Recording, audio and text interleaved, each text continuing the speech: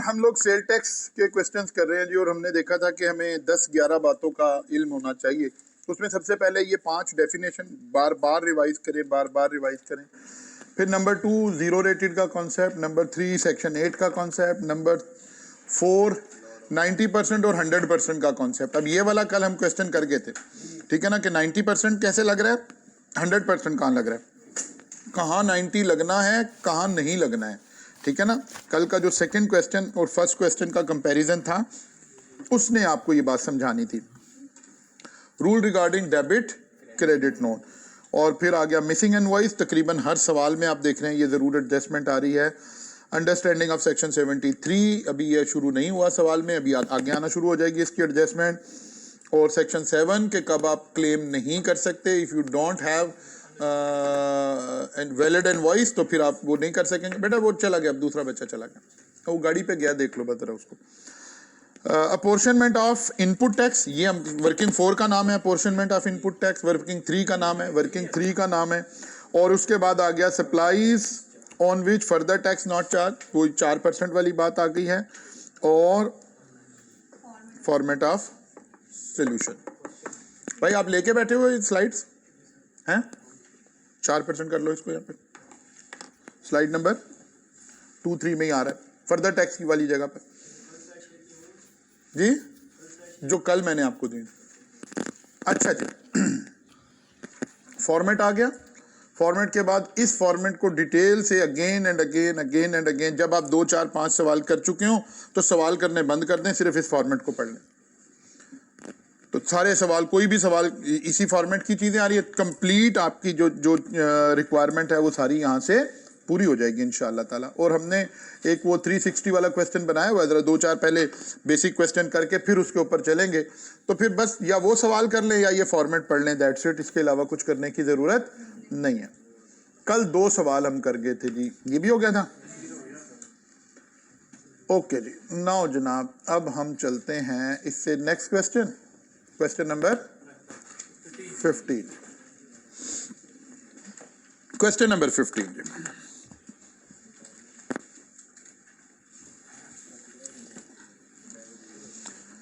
अच्छा जनाब, question number 15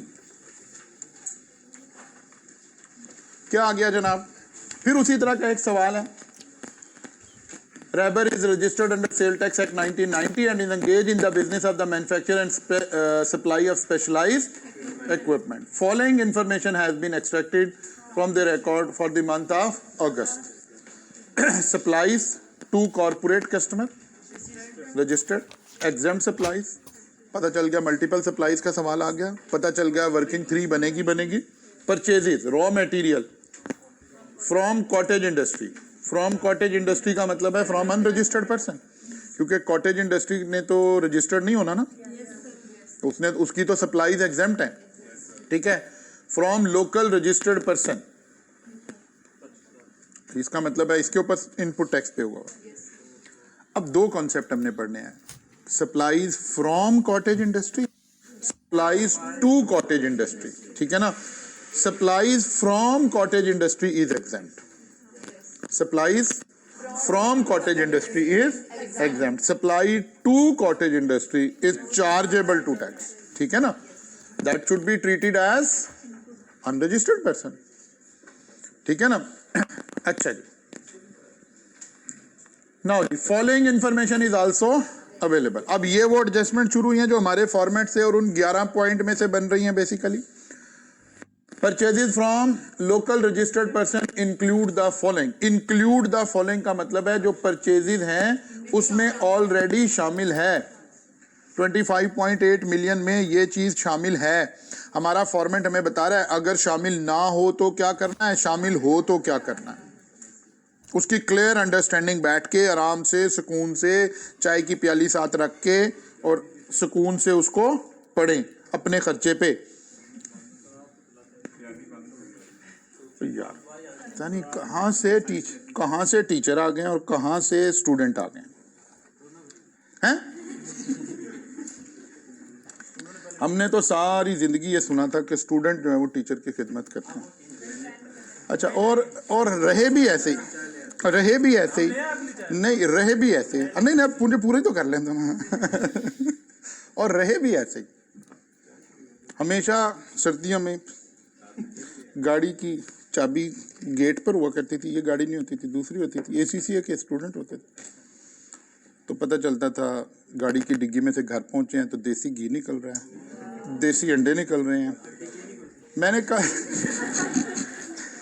कम से कम 10 साल हो गए होंगे, 10 साल मेरे घर में कभी साग नहीं पका, और मैं साग का शदीद शौकीन आदमी हूँ।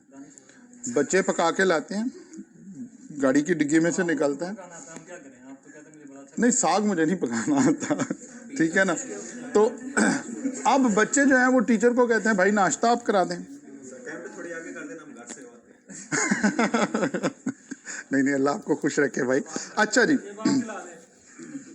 साग खाना, मैं तो साग मांग रहा हूँ।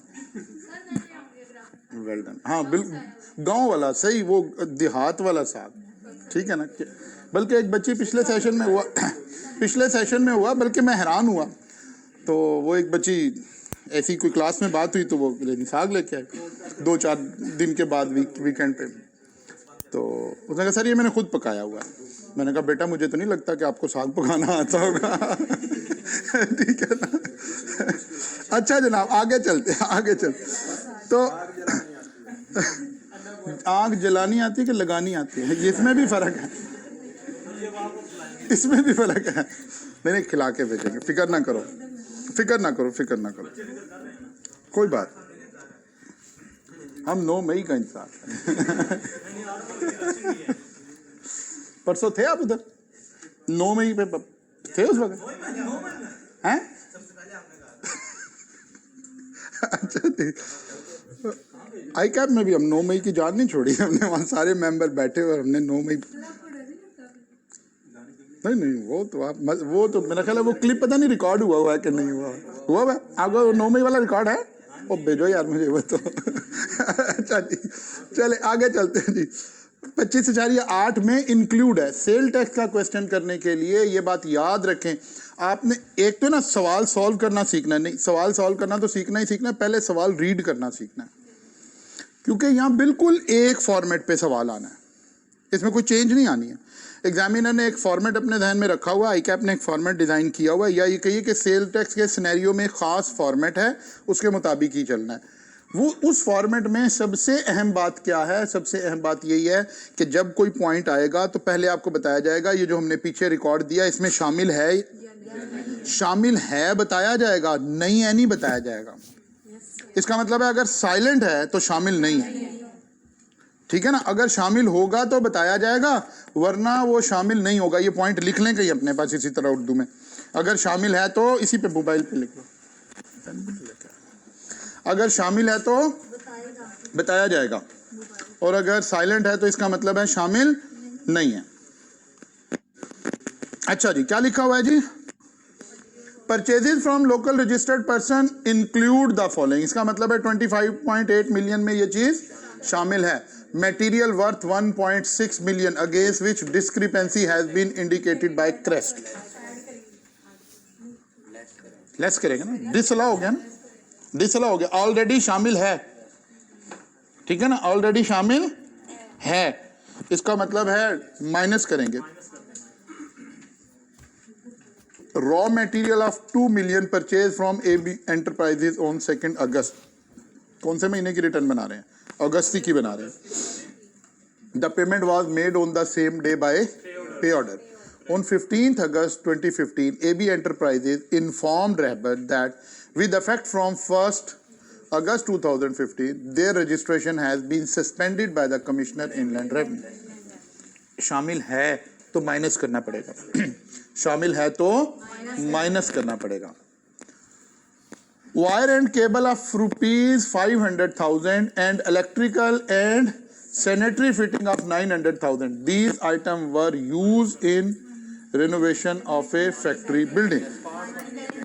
पार्ट बन गया, इसका मतलब है सेक्शन 8। अब देखें यहाँ वो आ गया हुआ था ना सेक्शन 8, ठीक है ना, यानी सेल टैक्स में तो आहिस्ता आहिस्ता चीजें आई थी। अब देखें अब सवाल का एकदम से मिजाज बदल गया है कि यार अच्छा ये चीजें पूछी जाए, सेक्शन 8 की डिसअलाउंस पूछे जाए।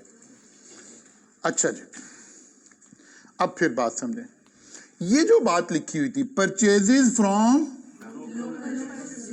इंक्लूड फॉलोइंग, ये इन 3 बुलेट्स पॉइंट के लिए लिखी हुई थी, अब वो बात खत्म हो गई है, अब नया पॉइंट आ गया, ठीक है ना, अब नया पॉइंट आ गया। इसका मतलब है वो जो टैग लगाया था कि ये परचेजेस में पहले से शामिल हैं, 25.8 मिलियन में शामिल है, वो बात खत्म हो गई है। अब दोबारा देखेंगे, बताया जाएगा तो शामिल होगा, नहीं बताया जाएगा तो शामिल नहीं होगा। An electronic cash register was purchased from Hi-Tech Limited at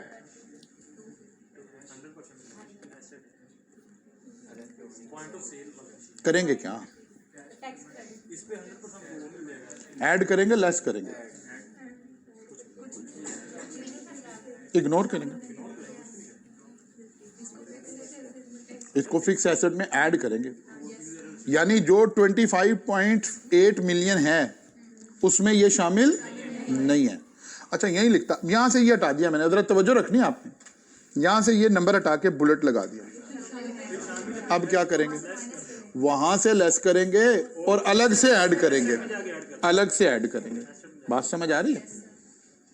सिर्फ बुलेट खत्म करके यहां चले जाएं, पॉइंट खत्म करके ऊपर चले जाएं, मिजाज चेंज हो जाएगा। 100% ऐसे होगा, बिल्कुल ऐसे होगा। ये आई कैप ने ऐसे लिखा हुआ होगा, ये बुलेट ऐसे ही लगे हुए नजर आएंगे या टिक लगे हुए नजर आएंगे, ठीक है ना। अच्छा जी, on 28 August 2015 Rahbar paid sale tax of 1,70,000 on electricity bill. बस ठीक है, अब इसका मतलब शामिल नहीं है, तो शामिल करना है, शामिल करना है, इनपुट टैक्स है। बस सिर्फ एक अजम्पशन लगा देंगे कि इलेक्ट्रिसिटी बिल के ऊपर उसका नाम और उसका सेल टैक्स रजिस्ट्रेशन नंबर लिखा हुआ है, क्योंकि हमने पढ़ा था कि इलेक्ट्रिसिटी बिल के ऊपर उसका नाम और उसका सेल टैक्स रजिस्ट्रेशन नंबर लिखा होना चाहिए। और कैश वाली इसके ऊपर कोई बात नहीं है, अगर उसने पेड कैश भी लिख देता तो तब भी कोई फर्क ना पड़ता। Own manufactured equipment worth 3,75,000 was used for internal testing purposes.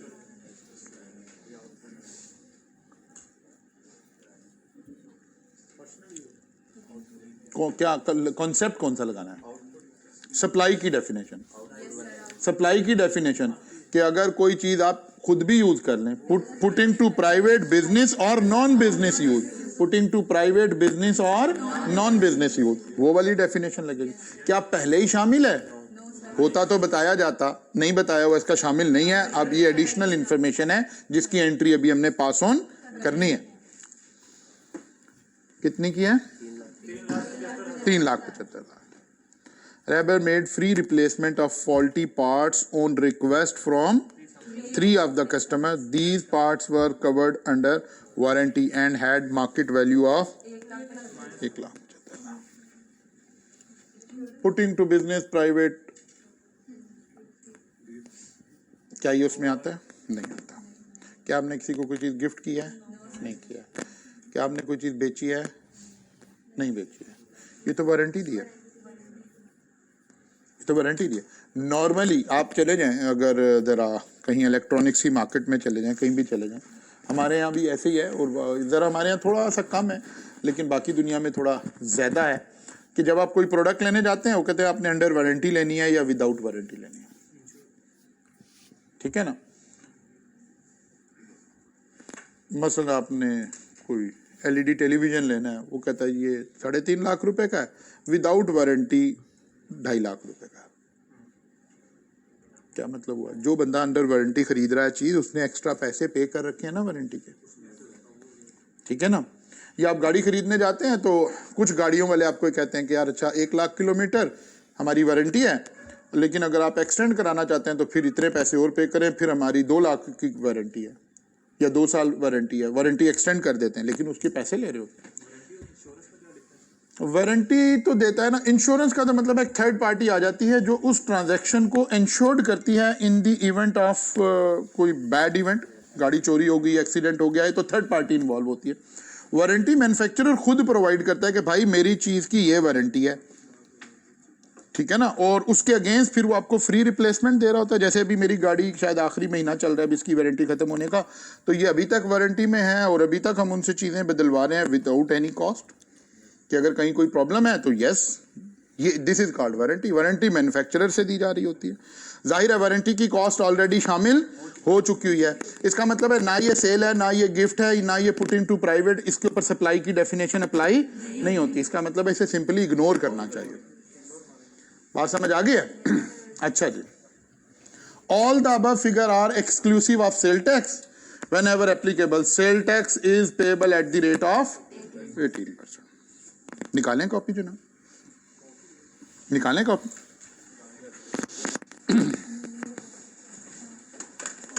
बनाए जी नोट नंबर 1, अपने पास मोबाइल पे भी ओपन कर लें आप क्वेश्चन। नोट नंबर 1 जी,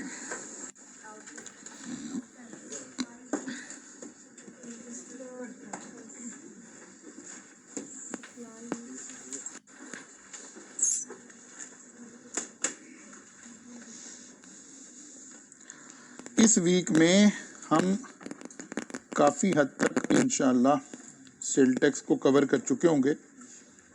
और फिर हमने क्या करना है, फिर हमने आई कैप की किताब ओपन करनी है, ठीक है, और उसमें से एक एक पेज को स्कैन करते हुए आगे चलना है। कई छोटी छोटी चीज़ें पड़ी होंगी, जैसे माइनर की इनकम, जैसे एग्रीकल्चर इनकम, ठीक है ना, जो हमारे कई टॉपिक में हमने अभी तक कवर नहीं की होगी। तो हम पूरी किताब को ऐसे स्कैन करेंगे, एक तरफ से आई कैप की किताब यहाँ ओपन करेंगे, गुजरते जाएंगे गुजरते जाएंगे गुजरते जाएंगे, ताकि अगर कहीं कोई मिसिंग बात रह गई है तो हम उसका कंप्लीट कर लें, उसको कंप्लाइंस उसका कर लें, कोई चीज़ हमारी रह ना जाए। फिर इंशाल्लाह ताला जैसे आजकल हम कल से शुरू कर रहे हैं अपनी बिजनेस लॉ की रिवीजन, अपनी सेल टैक्स उसकी सी लॉ की रिवीजन, तो इसी तरह से इंशाल्लाह ताला बिल्कुल कंप्रीहेंसिव रिवीजन हम करेंगे रिगार्डिंग न्यूमेरिक्स, क्योंकि आपको पता है अब 60-70 एरिया है वो सारा हमारा न्यूमेरिक ही का है। तो इंशाल्लाह नेक्स्ट वीक में हम प्लान करेंगे कोई अपनी प्रैक्टिस क्लासेस फर्दर, और फिर 1-2 दिन और लगेंगे, फिर हमारा ये काम हो चुका होगा, फिर इस क्लास को भी प्रैक्टिस क्लास में कन्वर्ट कर देंगे इंशाल्लाह जी। अच्छा, एक बात मैंने, हम एग्जाम्स के करीब पहुंच जाएंगे, कोई एक टाइम डिफाइन कर लें जिसमें अगर कोई सवाल आप मुझसे पूछना चाह रहे हो तो मैं उसका रिप्लाई कर दिया करूंगा, ठीक है ना, उम्मीद यही रखनी चाहिए कि मैं कर दिया करूंगा, ठीक है ना। तो हम ऐसा करते हैं, रात 8 बजे से 9 बजे का टाइम रख लेते, ठीक है ना, रात 8 से 9 या 9 से 10 या 7 से 8, बताइए अब कौन सा टाइम बेहतर है? 7 से 8 सुबह वाला कि शाम वाला?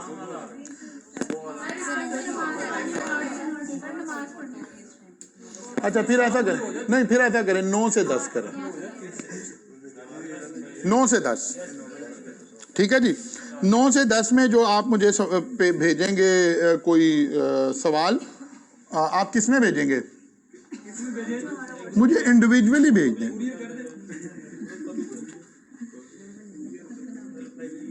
ठीक है ना, मुझे इंडिविजुअली भेज दें।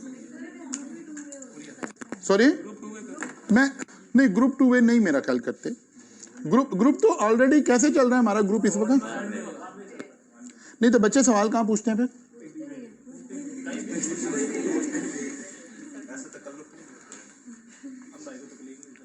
अच्छा, आप ऐसा करें, मेरा ग्रुप 2 वे करना, ठीक है ना, ग्रुप 2 वे करें, उसमें मैक्सिमम सवाल जो इस टाइम पे सवाल आ रहे होंगे वो मैं पुट करूंगा, ठीक है ना। ग्रुप 2 वे कर दें, फिर इसको छोड़ दें, आप ग्रुप 2 वे करें।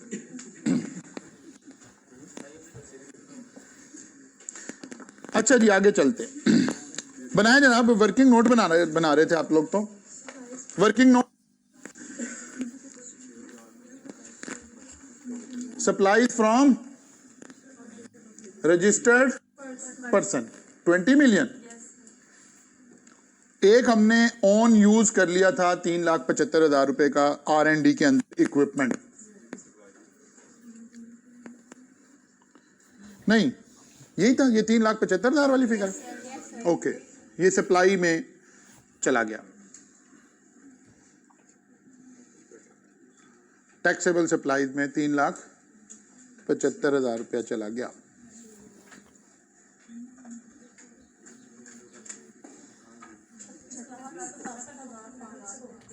ये क्या आ गया? नहीं वो तो आ नहीं गया 36 ही बोल रहे। ओके ओके जी। Now calculation of input tax लगाएं जी, हेडिंग लगाएं, calculation of input tax.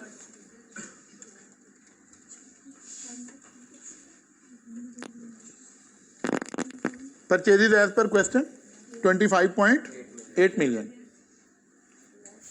Discrepancy 1.6 million वाली, क्रेस्ट वाली। AB एंटरप्राइजेस जिसने बताया था 2 मिलियन, वो डिफॉल्टर, वो चला गया उसमें, कौन सी लिस्ट में चला गया? हाँ डिफॉल्टर हो गया था, पहले ब्लैक लिस्ट हो गया था, ठीक है ना।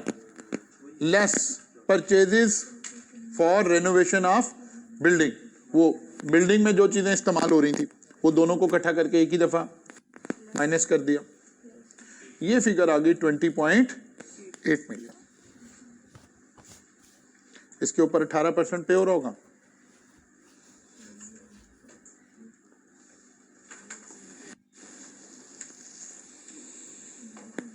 $37,44,000 तक पहुंच गए।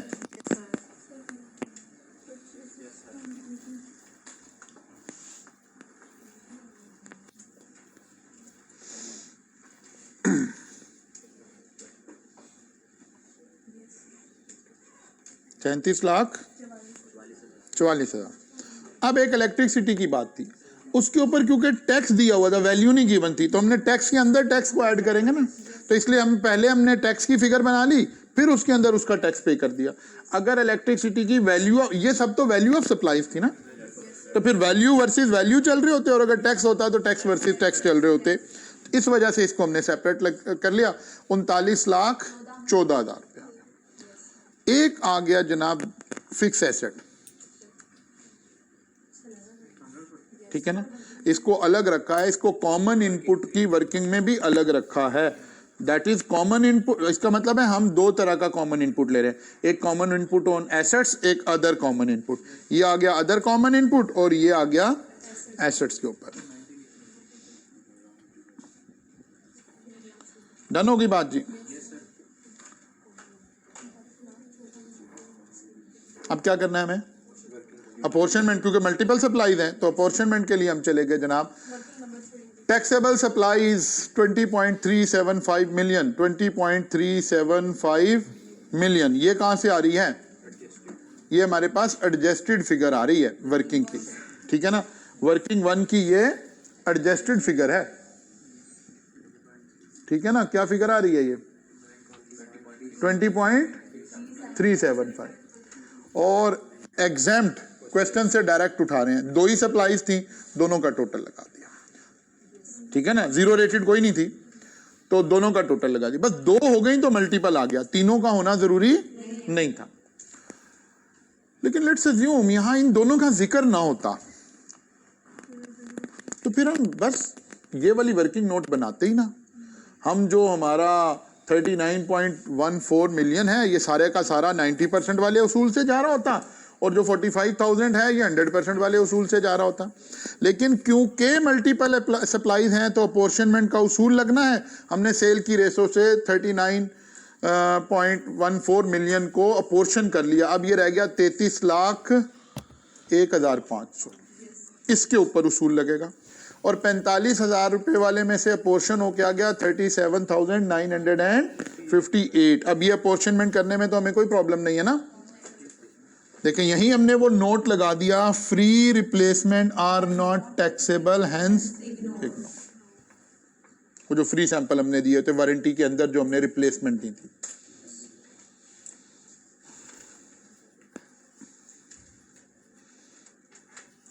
कहीं कोई बात तो नहीं समझ आ गई हैं? आगे चलें। अब फेस ऑफ दी आंसर पर आगे जनाब। 36,67,500 कहां से आया? वर्किंग 3 से, अच्छा सॉरी आउटपुट 1 से आया, वर्किंग 1 से आया। फिर हम आए जनाब input tax lower of actual input. अब आप देखें, अच्छा ब्रॉड फॉरवर्ड नहीं था, मैंने दानिस्ता मेंशन किया, आपको पता चले कि याद रहे कि ये हमने लेकर तो चलना है, लेकिन इस सवाल में कोई नहीं था। इसका मतलब है पिछली दफा जो कल का आखिरी सवाल करके गए थे हमारा सारा एडजस्ट हो गया था, तो यही फिगर उठा ली। और दूसरी फिगर कौन सी लेनी है? 90% ऑफ 36,37,000, वो बन गया 33,750, विच एवर इज लोअर। इन दो का जो डिफरेंस है, कितना डिफरेंस है बचा? 750 रुपए बच गए हैं, वो हमारा आगे चला जाएगा, नेक्स्ट मंथ में चला जाएगा। ये हमने माइनस किया तो पता चला भाई हमारा जो टैक्स पेबल आ रहा है ना 3,46,375 है, और हमारे पास एक टैक्स ऐसा भी है जो हमने 100% वाला लगाया हुआ था, उसका अपोर्शनड वैल्यू थी 35,840। ये फिगर ठीक आ रही है? नहीं आती ठीक, क्योंकि वो ये 17% वाली आ गई है, मुझे इसे ठीक करो भाई।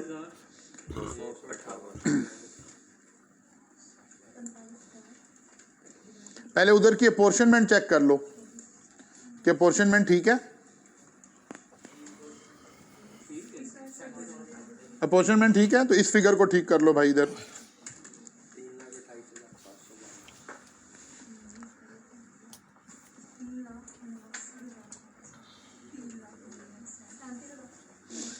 ठीक है ना, ये फिगर आ रही है, चेंज होगी उसके अकॉर्डिंगली ये चेंज हो जाएगी।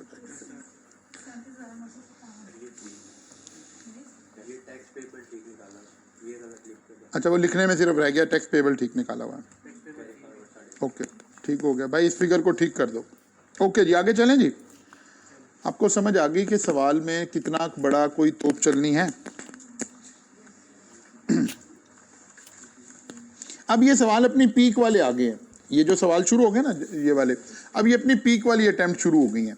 यानी पिछली अटेम्प्ट भी एक अच्छी अटेम्प्ट में हम उसे कंसिडर करते हैं।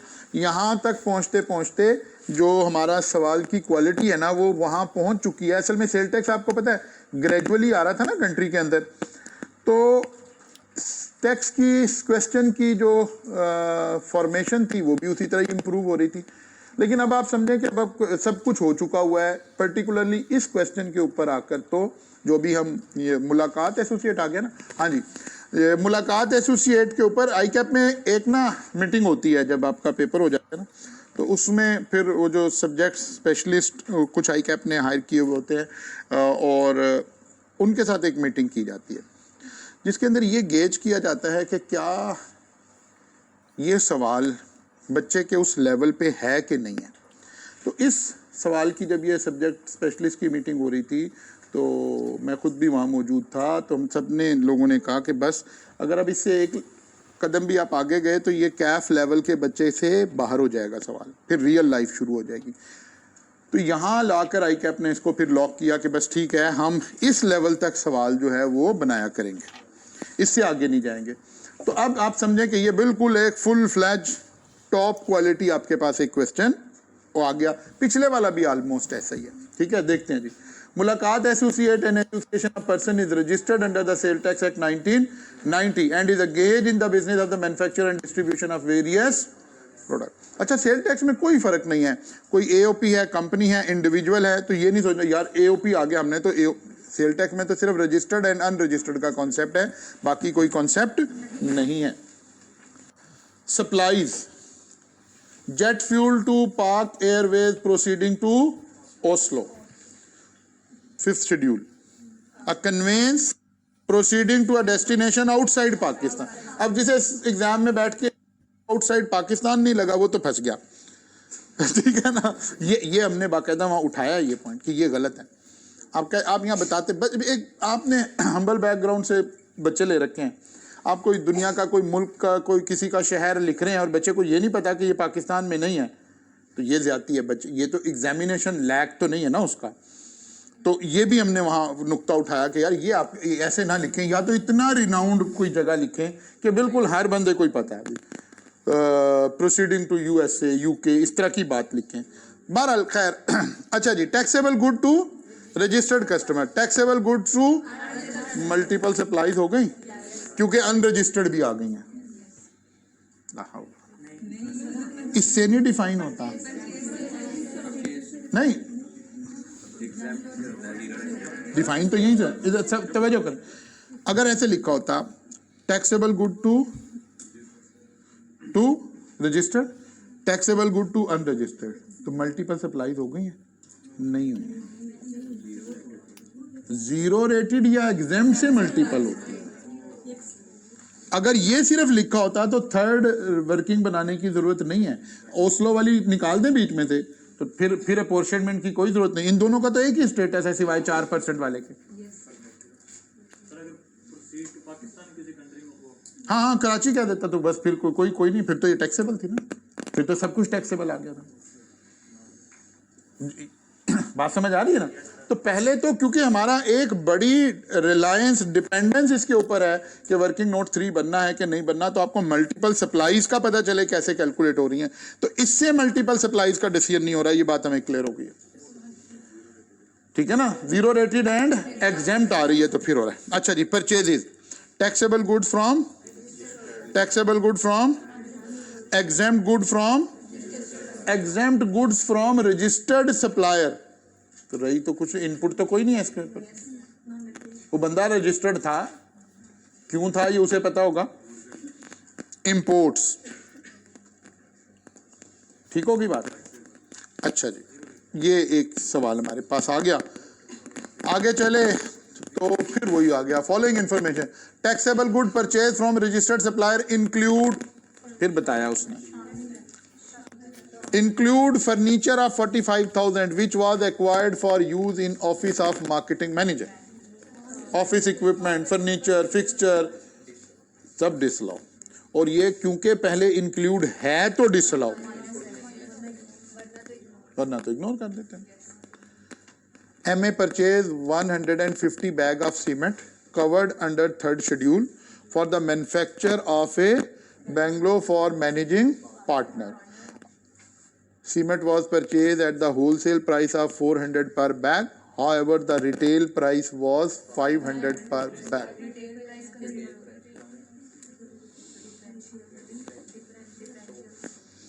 क्या माइनस करना है?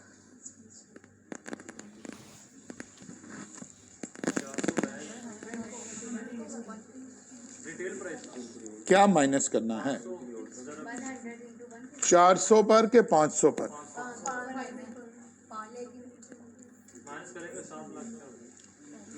कैलकुलेट करें क्या माइनस करना है।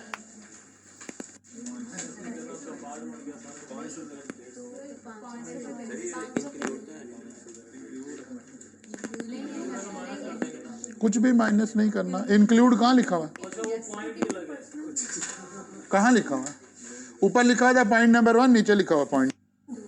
अगर बुलेट लगा होता तो मतलब कुछ और होना था, पॉइंट लगा हुआ था मतलब कुछ। मैंने कहा सवाल सॉल्व करना अलग सीखना है, इसको पढ़ना अलग सीखना है। इनके सेल टैक्स के सवाल को पढ़ने पर फोकस करें। इतना फोकस इनकम टैक्स में नहीं कह रहे थे आपको, यहाँ करने की जरूरत है, क्योंकि ये सवाल की केमिस्ट्री सिर्फ यहीं से ही समझ आनी है। अगर ये लगा होता, ऊपर टैग लग के चल रहा होता तो कुछ कहानी और होनी थी। ये तो हमने शामिल करना ही नहीं है, इग्नोर करना है। पहले भी शामिल नहीं है, इग्नोर ही करना छोड़ दिया जनाब। जी बिल्कुल करते हैं, अभी अगले सवाल में आ जाएगा, फिक्र ना करें। Advance of 2,68,000 was made to Nomi Corporation for the purchase of packing material. Time of supply, ये पुराना सवाल है। उस वक्त टाइम ऑफ सप्लाई की डेफिनेशन कुछ और होती थी।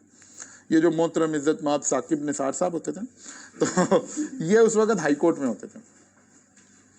तो एक मैपल लीफ सीमेंट का एक केस था, उसके अंदर इन्होंने ये डिफाइन कर दिया था कि अगर आप एडवांस देंगे तो दैट विल कंसिडर्ड एज, ठीक है ना।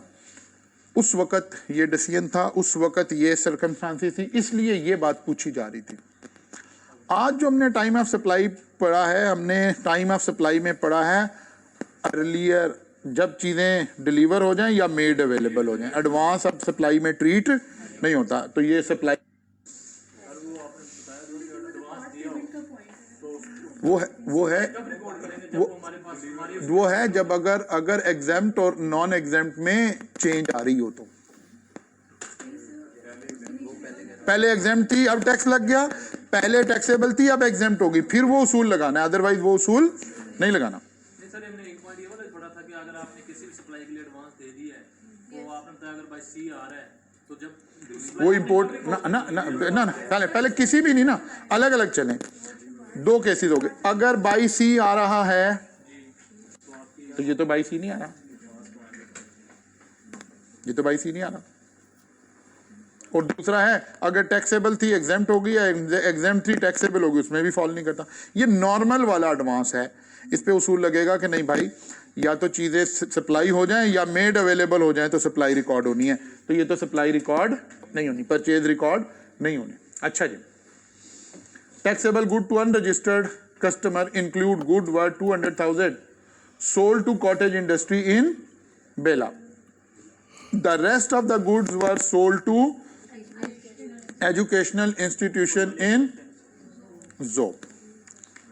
अब ये वाली भी एक जरा मजेदार एडजस्टमेंट है, इसको भी अभी हम डिस्कस करते हैं अभी आगे चल के थोड़ा सा और।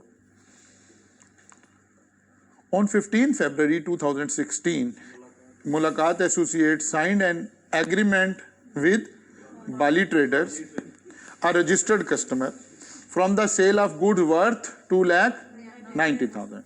On 20th February 2016, goods were made available to, ठीक है, 20 फरवरी को मेड अवेलेबल हो गई हैं और हम रिटर्न फरवरी की बना रहे हैं।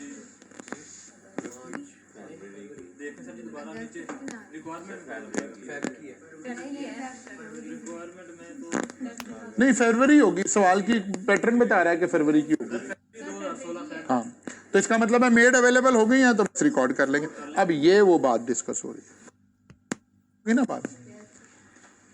मुलाकात associate sold good worth 52,000 on one of its customer on 2 months credit.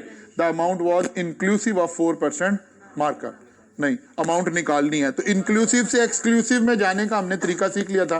52,000 को 1.04 से डिवाइड कर देंगे तो ये रह जाएगा 50,000,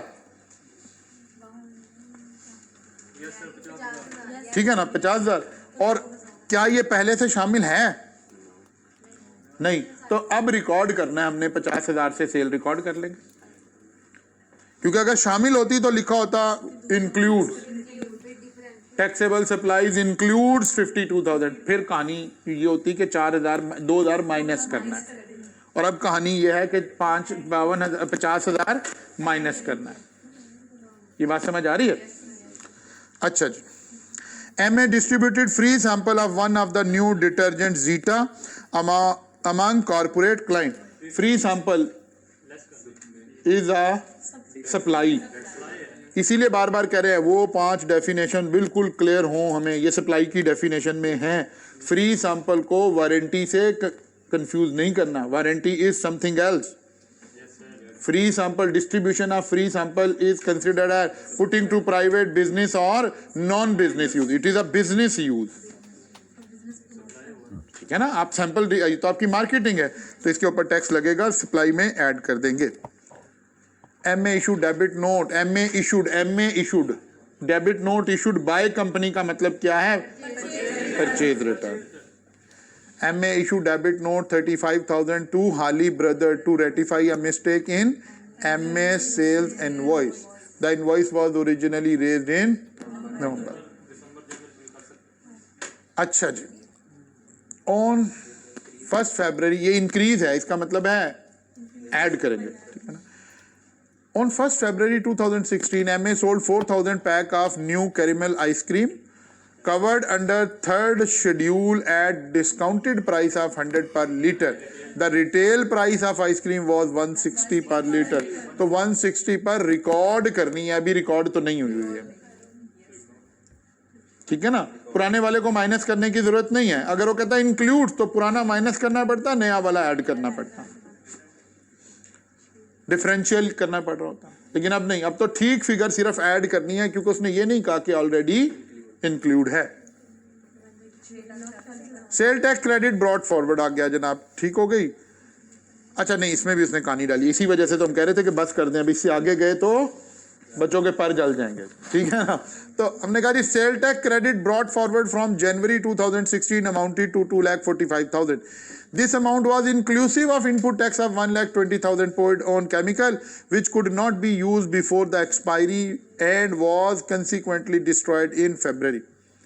वो कह रहा है हमारे पास एक केमिकल पड़ा था, हमारा जो ब्रॉट फॉरवर्ड आया ना, उसके अंदर 2,45,000 का था, उसमें से 1,20,000 इस मटेरियल एक केमिकल पड़ा हुआ था जो अब एक्सपायर हो गया, it can not be used as input, और हमने इसका इनपुट क्लेम कर लिया हुआ है, तो डिसलॉ कर दें। अब लेकिन डिसलॉ कहाँ करें, इन जो हम ब्रॉड फॉरवर्ड लाए हैं वहीं डिसलॉ कर दें, यानी 2,45,000 में से 1,20 माइनस कर दें।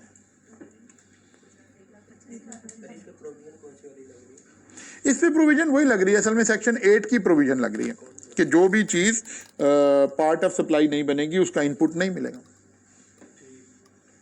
केमिकल वो कह रहा है ना डिस्ट्रॉय हो गया, पार्ट ऑफ सप्लाई नहीं बनेगा। नहीं पहले एक कॉन्सेप्ट, एक बात को समझें। जब हम इनपुट ले रहे होते हैं, तो हम ये नहीं पूछ रहे होते कि क्या इसके ऊपर आउटपुट आया है कि नहीं आया। मसलन आपने एक चीज जनवरी में परचेज की है, हो सकता है वो दिसंबर में बिक रही हो, इसके ऊपर कोई बैन नहीं है। ये नहीं कहा जा रहा। एक ये भी हो सकता था कि भाई जो चीजें बेची हैं उनका रेलिवेंट इनपुट उठा के क्लेम करते जाओ, ये नहीं कह रहा लॉ कह रहा है इनपुट एक आ रहा है सारा क्लेम करते जाए, कोई बात नहीं है, इन्वेंट्री पाइलअप हो रही है ना। ये नहीं कहा जा रहा कि ये चीज खरीदी है, ये जब बिकेगी इसका इनपुट उस वक्त क्लेम करना, ये नहीं कहा जा रहा। इनपुट और चीजों पर है, आउटपुट और चीजों पर है, लेकिन एडजस्ट हो रहा है 90% का उसूल लग के। अब वो कह रहा है एक चीज का इनपुट ले लिया था 1,20,000 पहले लिया था, इसका मतलब है अगर कहीं आ रहा होगा तो कैरी फॉरवर्ड में ही आ रहा होगा। वो कहता है लेकिन यार अब वो ना खराब होगी, ये चीज एक्सपायर होगी, अब इस्तेमाल नहीं हो सकेगी, इसका मतलब पार्ट ऑफ सप्लाई नहीं बनेगी, तो फिर इसका इनपुट तो माइनस करना है ना। कहाँ माइनस करना है, ब्रॉड फॉरवर्ड में माइनस कर देते हैं, क्योंकि हमारा जो इस दफा का हमने इनपुट लिया उसमें से तो कोई चीज खराब नहीं हुई है। ये तो प्रीवियसली, बस 5 मिनट, ये तो प्रीवियसली लिया में से मसला क्रिएट हुआ, तो प्रीवियस का इफेक्ट कहां पड़ा हुआ है, ब्रॉड फॉरवर्ड में पड़ा हुआ है। बात समझ आ गई है। एक्चुअली ये भी एक वजह बनी थी उस डिस्कशन के अंदर, उस मीटिंग में, कि यार आप इतनी बारीकी में जा रहे हैं, ये रियल लाइफ की बात शुरू हो गई है, तो इससे आगे चलेंगे तो सवाल बच्चे के अप्रोच से बाहर हो जाएगा। All above figure are exclusive of sale tax. कर लेंगे जी, अब पक्की बात है ना। कितने सवाल हो गए हमारे, 4 हो गए। ये बात दो कल की है, 2 आज की है, 4 हो गए। कल वाले 2 इररेलेवेंट हो गए हैं, हाँ रिडेंडेंट हो गए, बेकार हो गए, वो बेस समझाने के लिए थे, ठीक है ना। सवाल का मेयार आज वाले सवाल पर आना है। कल वाला सवाल तो सिर्फ फॉर्मेट समझाने के लिए हमने टेकअप किए हुए थे, ठीक है ना।